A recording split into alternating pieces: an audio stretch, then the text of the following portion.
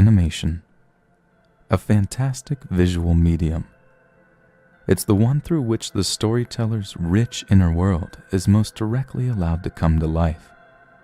And that's never more so than with computer-generated imagery, through which entire amazing worlds have been rendered. However, this can be something of a double-edged sword, for, as you're about to see, the rich inner worlds of some artists are actually deeply terrifying. Please note, the title isn't lying. These animated shorts contain intense and disturbing images and themes. Number 10. Parametric Expression.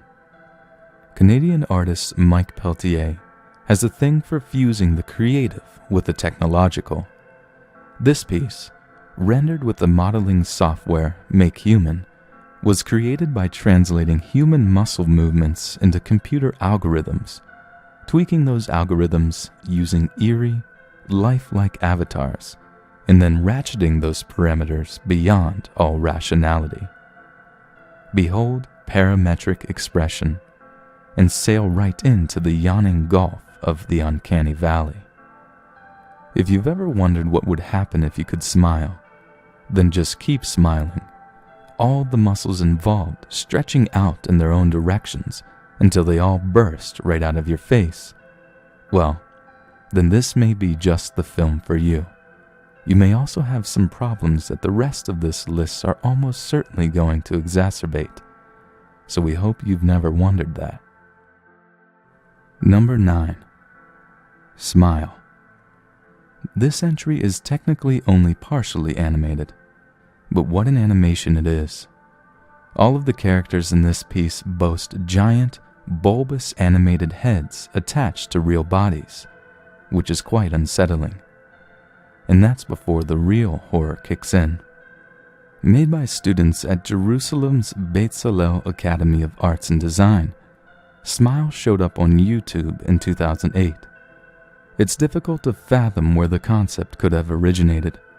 Its story, such as it is, plays more like an exceptionally vivid nightmare than anything else. Just let its slow, increasingly surreal build-up to a bizarrely inevitable conclusion creep over you. And next time you meet a strange girl with her leg in a cast, maybe don't ask her what happened. Number 8. Escape from Hellview.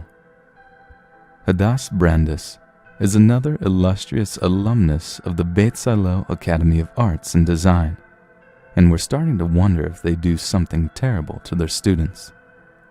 Escape from Hellview is everything its title promises. The viewer is drawn in by the simple, friendly animation style, thrown off balance with weird little visual cues, and finally rewarded with pure, distilled nightmare fuel. The short is the story of a little boy who draws a door to a magical kingdom on the wall of his room one night after his mother has gone to sleep. The things that happen there, including a vague, almost menacing parental figure who won't stay in one place long enough for the boy to reach its comforting embrace, send the boy screaming back through the door after a desperate escape from terrifying pursuers. But even back safely in his room, there's little light or comfort at the film's end. Number 7. Crooked Rot. If escape plays like a distillation of childhood fears, animator David Firth's Crooked Rot seems nothing less than the bluntly, brutally adult version. There are images on display here that are as difficult to describe as they are to watch, and it will come as no surprise that a lot of David's work deals with mental illness and depression, though he says he's not trying to upset people. This entirely stop-motion project features an original score from Swedish composer Marcus Fjellström, which stands on its own in terms of pure creepiness. We regret to inform you that the entries get more disturbing as we go along, and that Mr. Firth makes another appearance further down the list. Number 6. The Sad Tale of Bad Breath Joe. This piece, the shortest on the list, is the product of Brazilian-born Canadian multimedia artist Dimitri Kozma. His style combines a bit of the grotesque caricature method of art with cartoonish whimsy, and the result is deeply unnerving, especially in this short, which is ostensibly about societal pressure and the lengths people will go for acceptance. We know exactly what's coming in those final few seconds, and the short almost seems to be desperately trying to play for laughs.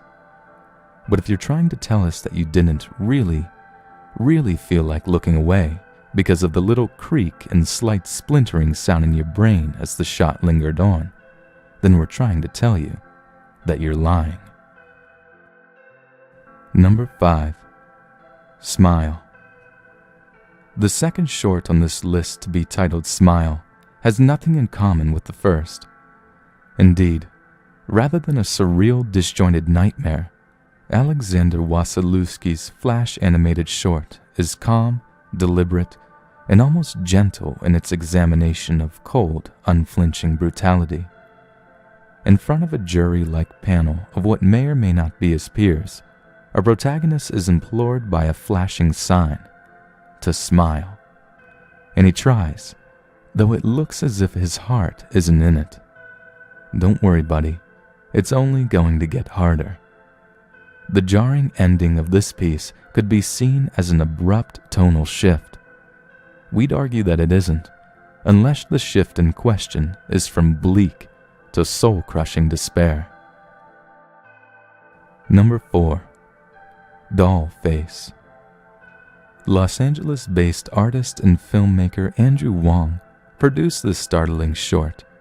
His commentary on humankind's futile effort to find a satisfactory visage for ourselves among the vapid images we are fed by the mass media. As on the nose as that message may be, the cold, striking visual style, combined with expressive animation, give the short its ability to get under your skin.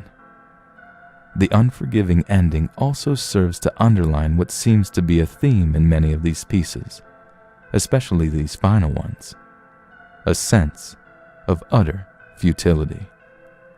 Number 3. Bingo. Chris Landreth is a computer animation veteran.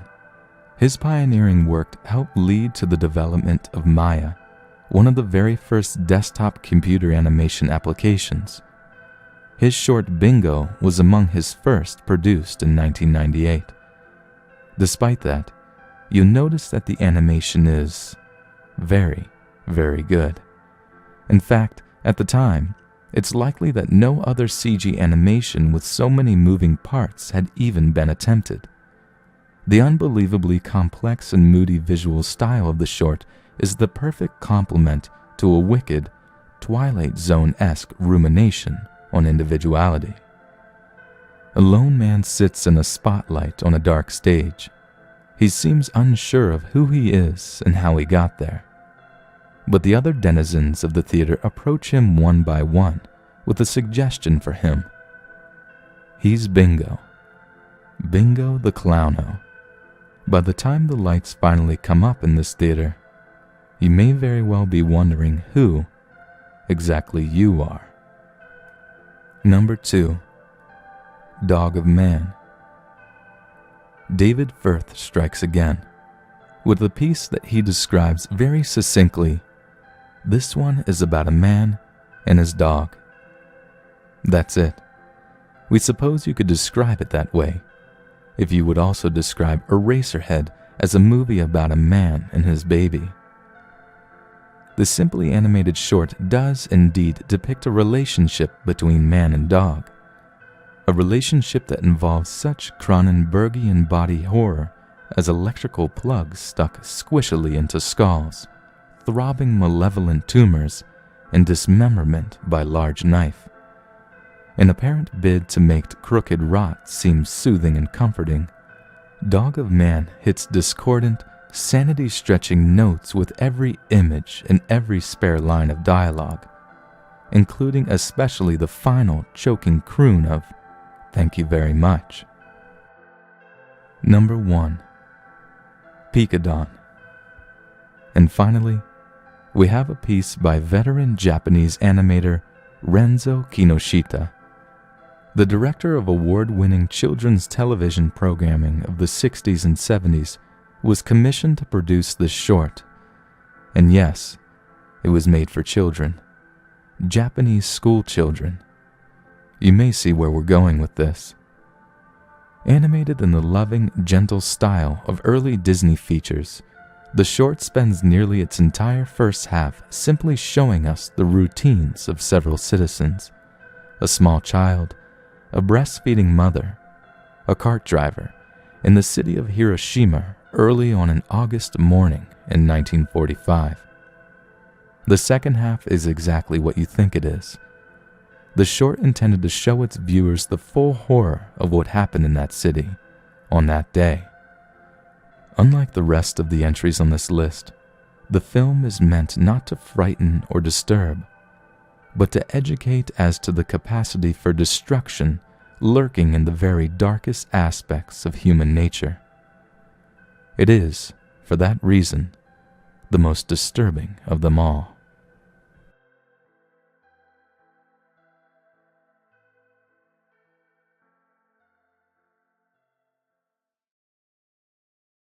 Hey, thanks for watching. Be sure to like, share, and subscribe for more Let's Read. But what do you think? Which nightmarish animation do you know of that didn't make the list? Leave your thoughts in the comments below. And if you got any ideas for a new top countdown, be sure to send those ideas to the email in the description, and you might just see it in the next video.